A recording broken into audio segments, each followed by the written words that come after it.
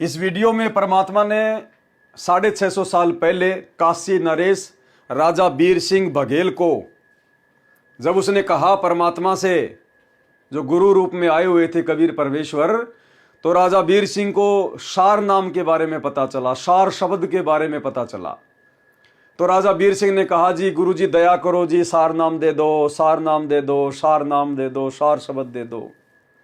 तो परमात्मा को तो मालूम था कि वर्तमान में तो किसी को यह मंत्र देना ही नहीं है, कोई योग्य है ही नहीं। ये मंत्र तो मुझे योग्य आत्माओं को कलयुग की पिछली पीढ़ी में देने हैं। लेकिन परमात्मा ने उदाहरण तैयार करने थे कि कलयुग की पिछली पीढ़ी वाले कोई गलती ना कर दे, उसलिए परमात्मा ने वो उदाहरण बनाए धर्मदास जी के माध्यम से, बीर सिंह बघेल के माध्यम से। और परमेश्वर ने क्या कहा, क्या शर्त रखी राजा बीर सिंह के सामने सार शब्द को प्राप्त करने की। और अंत में राजा बीर सिंह को समझ में आ गया कि तू तो प्रथम नाम प्राप्त करने के योग्य भी नहीं है, सार शब्द सार नाम तो बहुत दूर की बात है। ये 4 मिनट का सत्संग हमें बहुत गहरी शिक्षा देगा, बहुत गहरी। जो भाई बहन वर्तमान में सतलोक आश्रमों से अपने गुरुदेव भगवान के ऊपर विश्वास ना करके, उनके बाहर आने का इंतजार ना करके, जो गुरु गद्दारी उन्होंने दिखाई है, ये गुरु गद्दारी में आता है, गुरु के साथ में धोखा करने में आता है। गुरु तुम्हारा संघर्ष कर रहा है भक्ति में समय लाने के लिए, और तुम लोगों ने अपने गुरु से गद्दारी करते हुए, उनके बाहर आने का इंतजार ना करते हुए, उनके ऊपर अविश्वास जाहिर करते हुए, क्या पता गुरु जी आए नहीं आए, हमें सार नाम नहीं मिला तो हम सतलोक कैसे जाएंगे। अरे ड्राइवर के बिना चाहे ट्रेन में जाके बैठ जाओ, कहीं नहीं जा पाओगे। और काल प्रेरणा से सतलोक आश्रम मैनेजमेंट हरियाणा से एक एक पाठ प्रकाश के पैसे देकर और नकली सार शब्द लेकर अपने आप को मुक्त हुआ मानकर घूम रहे हैं। अब उनकी आंखें खुलेंगी कि तुम्हें जो दिया गया है ना, वो तो धोखा है, धोखा। असली सार शब्द कब मिलता है। और आप लोगों के साथ में वही होगा जो राजा बीर सिंह के साथ में हुआ। यानी जब राजा बीर सिंह बघेल ने सार नाम के लिए गुरुदेव से बार बार अर्ज की, तो कबीर परमेश्वर ने कहा कि भाई तेरे को सार नाम दे दूंगा, लेकिन एक शर्त है, वो तेरे को पूरी करनी पड़ेगी। बोला जी क्या, आदेश करो। बोला तेरे नगर में, तेरे राज्य में एक विधवा ब्राह्मणी रहती है, वो तेरी गुरु बहन है, उसने भी उपदेश लिया हुआ है। राजा को इस बात का पता नहीं था। और परमेश्वर ने कहा था कि ऐसे वैसे उसने गंगा जी का जल ला लाकर अपने आंगन में एक बाड़ी बनाकर कपास की खेती करके अपने हाथों से सूत काट के उसने एक साड़ी बनाई है। वो साड़ी यदि आप ले आओ उससे, तो मैं आपको आते सार नाम दे दूंगा। तो बीर सिंह बड़ा खुश हुआ कि ये तो बहुत ही छोटा सा काम है, बड़ा आसान काम है। और 2-4 सैनिकों को भेज दिया कि बहन को जाके बता दो कि राजा आ रहा है। बीर सिंह वहां चला जाता है। बोला बहन मुझे गुरुदेव आज सार नाम देंगे, और उन्होंने एक शर्त रखी है कि आपके पास में एक साड़ी है, मुझे वो चाहिए। तो उसने कहा कि भाई मेरे पास तो बहुत सारी साड़ी है, ले जाओ। उसने कहा कि बहन जी बहुत सारी नहीं, वो साड़ी चाहिए जो आपने इस प्रकार से गंगा जी से जल लाकर अपने आंगन में जो है वो कपास उगाकर अपने हाथों से जगन्नाथ भगवान के लिए जो साड़ी बनाई है ना, वो मुझे चाहिए। तो उसने कहा कि भैया ये साड़ी तो मैं नहीं दे सकती, और चाहे कितनी साड़ी ले जा, लेकिन ये साड़ी मैं नहीं दूंगी। और उसने कह दिया था कि ये साड़ी तो मैंने मेरे जगन्नाथ भगवान के ऊपर चढ़ाने के लिए बनाई है, ये मैं नहीं दे सकती, चाहे तू मुझे अपने राज्य से निकाल दे। अब मायूस होकर राजा बीर सिंह बघेल चला गया। परमात्मा ने बात पूछी तो बीर सिंह ने सारी बात बता दी। तो अंतर्यामी परमात्मा ने कहा कि भाई वो क्या करेगी उस साड़ी का। बोला जी वो कह रही थी कि मैं अपने भगवान जगन्नाथ के वहां चढ़ाऊंगी जाके। तो परमात्मा ने देखा कि ये तो मायूस हो गया राजा बीर सिंह। परमात्मा ने कहा कि भाई एक काम कर, चल मैं शर्त को थोड़ा ढीला कर देता हूं। तो ऐसा कर, जब वो साड़ी जगन्नाथ भगवान के चढ़ाने के लिए जाए, उस समय कुछ सैनिक साथ में भेज देना। लड़की की जात है, लंबा रास्ता है, चोर उचक्कों का कुछ पता नहीं। और जब वो लड़की साड़ी चढ़ाकर जगन्नाथ में वापस आ जाएगी, उस समय मैं तेरे को सार नाम दे दूंगा। राजा बड़ा खुश हुआ। और सैनिकों को भेज दिया अपनी बहन के पास कि बहन को जाके बोल दो अपनी बहन को पालकी में बैठा के ले जाऊंगा, रथ में बैठा के ले जाऊंगा। सैनिक गए, सारी बात बताई। उसने कहा भाई मैं तो पैदल जाऊंगी, पैदल अपने भगवान के। उस ब्राह्मणी ने भी कबीर जी को अपना गुरु बना रखा और जगन्नाथ में उस मूर्ति के ऊपर, उस पत्थर के ऊपर साड़ी चढ़ाने जा रही है। गुरु बना रखा कबीर जी को और भगवान मान रही उस मुर्दा मूर्ति को, जगन्नाथ को। इधर राजा वीर सिंह ने भी गुरु बना रखा कबीर जी को, लेकिन भगवान नहीं मान पा रहा था।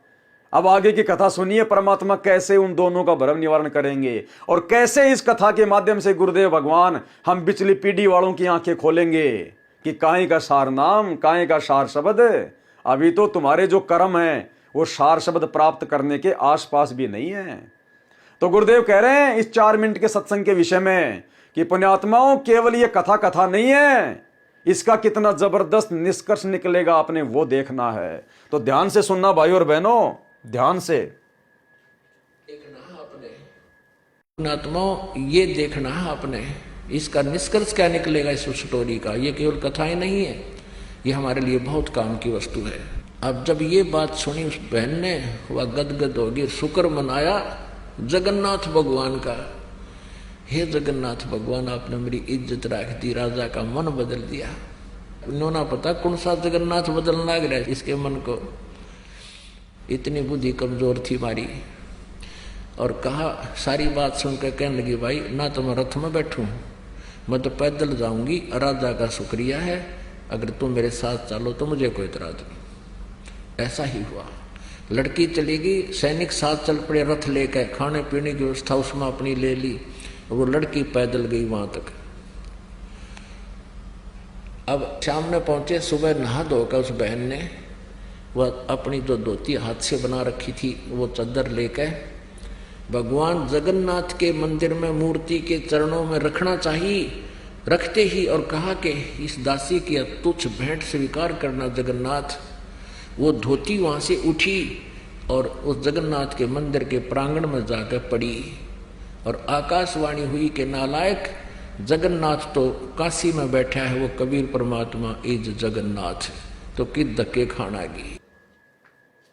वो जगन्नाथ की मूर्ति ने कोई आकाशवाणी नहीं की, वो पत्थर की मूर्ति वाला क्या आकाशवाणी करेगी। उसी कबीर परमात्मा ने जो 650 साल पहले आए हुए थे, उन्होंने उस मूर्ति के माध्यम से आकाशवाणी की उस बहन का भ्रम तोड़ने के लिए कि नालायक, वो जगन्नाथ, जगतनाथ यानी पूरे संसार को रचने वाला, पूरे संसार का पालन पोषण करने वाला, वो जगन्नाथ कबीर तो काशी में बैठा है, तू यहां कहां धक्के खाने के लिए आ गई, इस मूर्ति के ऊपर साड़ी चढ़ाने के लिए। अरे जब उस जगन्नाथ ने काशी में तेरे से साड़ी मंगवाई थी, तूने उसको क्यों नहीं दी?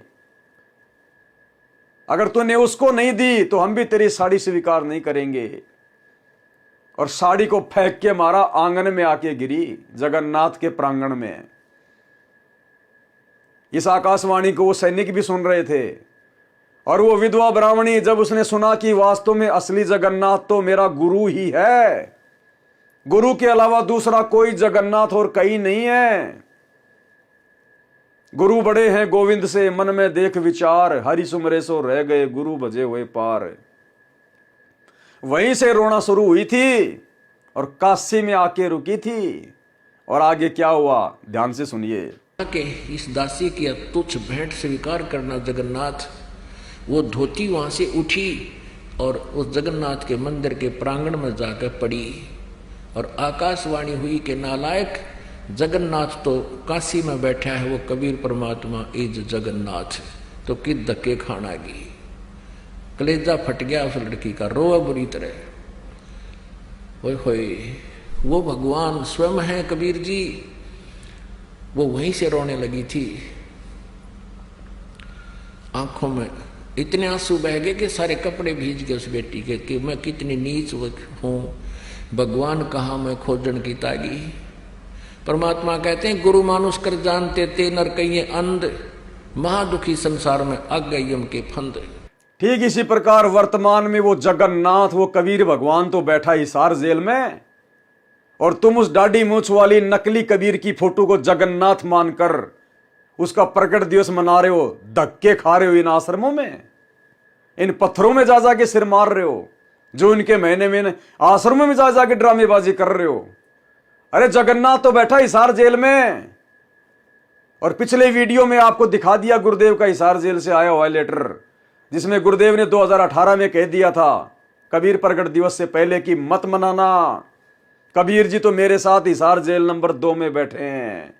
उसके बाद भी तुम लोगों ने 2028 में रोहतक के पशु मेला ग्राउंड में कबीर प्रकट दिवस मनाया, और इतना भयंकर तूफान आया, इतनी भयंकर बारिश आई, सब कुछ अस्त व्यस्त हो गया। अरे ये गलती तो 650 साल पहले की थी उस विधवा ब्राह्मणी ने, और वो सत्संग सुनने के बाद भी, क्या गुरुदेव ने आपको सत्संग नहीं सुनाए? हजारों बार गुरुदेव ने सत्संग में इस घटना का जिक्र किया है। क्यों सुनाते हैं? मनोरंजन के लिए, हमारी आंखें खोलने के लिए। फिर भी तुम्हारी आंखें नहीं खुल रही कि वास्तव में जगन्नाथ कौन है। जगन्नाथ के बिना काल हमें सतलोक जाने का रास्ता दे सकता है क्या? वर्तमान में धरती पर वो जगन्नाथ सतगुरु रामपाल जी भगवान स्वयं है, वो तो बैठे हिसार जेल में, और तुम इन आश्रमों में आंखों पे काली पट्टी बांध के गांधारी की तरह भेड़ चाल में उस कागज की मुर्दा बेजुबान कबीर जी की समझे जाने वाली दाढ़ी मूछ वाली फोटो को जगन्नाथ मान के कबीर प्रकट दिवस मना रहे हो। सार नाम की छींट के अधिकारी भी नहीं हो, छींट के अधिकारी भी। देखना आगे क्या बनेगी उस ब्राह्मणी के साथ और बीर सिंह बघेल के साथ। आकाशवाणी ने कहा कि जगन्नाथ वहां बैठा जिसने धोती वहां मंगवाई थी, तो वहां नहीं पहुंचा सकी, यहां धक्के खाने आ गई, ले जा इसको उठाकर। अब ये आकाशवाणी सुनी उन सैनिकों ने भी, वापस आगे रोती हुई। अब वो लड़की रो रही थी। 10-12 दिन के बाद फिर वो वापस पहुंचे। उस दिन भी परमात्मा, क्योंकि लीला थी उनकी, पता था उनको, तो कबीर जी ने वीर देव सिंह बघेल के घर पर विराजमान थे। पता था कि आने वाली है वो सारा सांग वापस आओगा, वह खाया ही धक्के नालायक है। अब पहले पता किया कि कबीर साहब के घर पे गए, पता लगा कि राजा के यहाँ पहुंचे हैं। फिर राजा के घर पहुंचे, वो लड़की भी और वो सैनिक भी। लड़की रो रही, उसको उससे बोला नहीं जा रहा, चरणों में गिर गई भगवान कबीर साहब के, और ऐसे रो रही है कि उस पर आवाज निकल रही, गला कत्ती रुंध गया उसका, ना कुछ बता पा रही है। अब राजा ने सोचा भाई के बिजली गिर गई इस लड़की पे, और गुरु जी ने तो कहा था इसको कोई दुख ना होना चाहिए, और क्या आपत्ति आ गई, और ये रो रही है, अब मुझे नाम मिला नहीं, क्योंकि भगवान ने कहा था इसको कष्ट नहीं होना चाहिए। सैनिकों को बुला कहा, अरे निकम्मो क्या हो गया इसको, तुमने मेरा नाश कर दिया। तो वो कहने लगे जी कुछ नहीं हुआ, सारी कहानी से परिचित कराया, और कहा जी वहां इसने जब धोती चढ़ाई तो वो धोती वहां से उठकर बाहर गिर गई, और कहा आकाशवाणी की कि जगन्नाथ तो वहां बैठा है कबीर, वो जगन्नाथ है, सारी सृष्टि का मालिक है, तू कहाँ धक्के खान आ गई, वहां उसने जगन्नाथ ने खुद मांगी, वहां तो तू दे नहीं सकी, और उसी को अर्पण कर। वह धोती भी साथ सिर पर ले रही, वह लड़की, और तब तेरा कल्याण होगा। अब दोनों का एक तीर से 2 शिकार किए परमात्मा ने, एक तीर से 2 शिकार किए परमात्मा ने। 2 शिकार कौन से?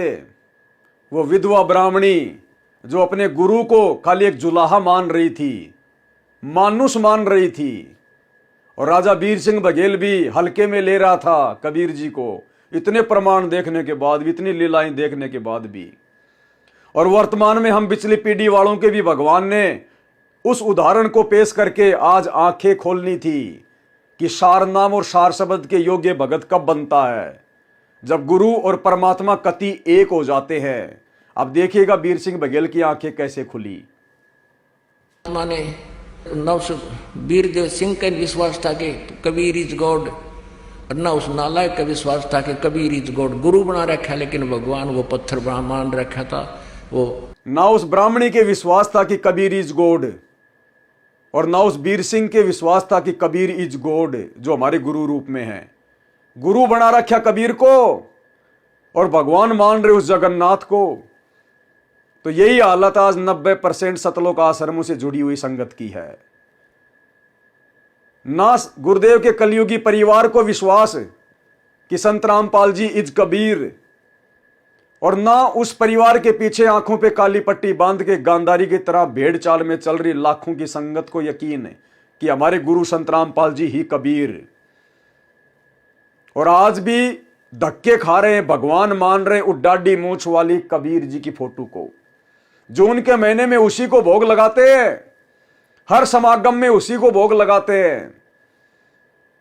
अरे जगन्नाथ तो बैठा है हिसार जेल में, सतगुरु रामपाल जी भगवान, और जगन्नाथ मान के पूजा की जा रही है, भोग लगाया जा रहा है दाढ़ी मूछ वाली कबीर जी की फोटो को, मुर्दा फोटो को। वो ब्राह्मणी भी तो उस मुर्दा पत्थर के ऊपर ही साड़ी चढ़ाने गई थी अपने जिंदा गुरु को छोड़कर, और तुम भी वही कर रहे हो, अपने जिंदा गुरु का प्रकट दिवस ना मनाकर। और जून के महीने में वो मुर्दा कबीर का, उस मूर्ति का, उस फोटो का, बेजान बेजुबान मुर्दा, उस कागज के टुकड़े का, कबीर जी की समझे जाने वाली उस काल्पनिक फोटो का तुम कबीर प्रकट दिवस मना रहे हो। उसको तुम भगवान मान रहे हो, कबीर मान रहे हो, जगन्नाथ मान रहे हो। आप लोगों की स्थिति तो 650 साल पहले वाली उस विधवा ब्राह्मणी और राजा बीर सिंह बघेल से भी कई गुना निम्न स्तर की है, निम्न स्तर की। उस समय तो इतना ज्ञान नहीं था, इतने प्रमाण परमात्मा नहीं दिखा पाए, एक अनपढ़ व्यक्ति की भूमिका कर रहे थे। आज कौन सी कसर छोड़ रखी है भगवान ने, फिर भी उनसे बड़ी गलती, और फिर भी सार नाम लेके अपने आप को धन्य समझ के घूम रहे हो। सार नाम के नाम पे परमात्मा ने झुंझुना पकड़ा रखा, झुंझुना, जैसे बच्चे को, रोते हुए बच्चे को शांत किया जाता है वो खिलौना देके। क्या कह रहे हैं परमात्मा, ध्यान से देखिएगा। सिर पहले रिवा लटकी और तब तेरा कल्याण होगा। अब दोनों का एक तीर से दो शिकार किए परमात्मा ने। वीरदेव सिंह का विश्वास था कि कबीर इज गॉड, और न उस नालायक का विश्वास था कि कबीर इज गॉड। गुरु बना रखा, लेकिन भगवान वो पत्थर मान रखा था वो जगन्नाथ का। गुरु बना रखा, लेकिन भगवान वो पत्थर मान रखा था वो जगन्नाथ का। गुरु बना रखा, लेकिन भगवान वो पत्थर मान रखा था वो जगन्नाथ का। गुरु बना रखा, लेकिन भगवान वो पत्थर मान रखा था वो जगन्नाथ का। अब दोनों का हृदय साफ हुआ, परमात्मा के चरणों में गिर गए। परमात्मा ने कहा प्रथम नाम दोबारा लो, द्वितीय दोबारा लो, फिर भक्ति करो जब सार नाम दूंगा। बोलो सतगुरुदेव।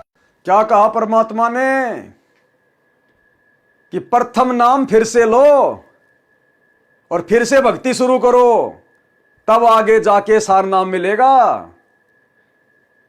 उनको दोबारा से प्रथम नाम दिया, वो तो सार शब्द के चक्कर में थे।